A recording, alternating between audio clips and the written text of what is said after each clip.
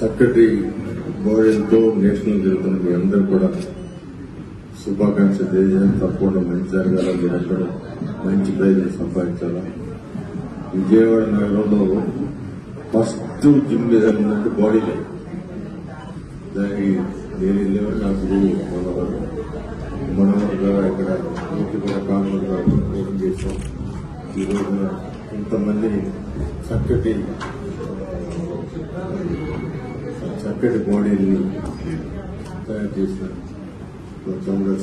అశోక్ గారి మనస్ఫూర్తిగా నేను అభినందనలు తెలియజేస్తూ మీ అందరూ కూడా బెస్ట్ విషయం తెలియజేస్తారు.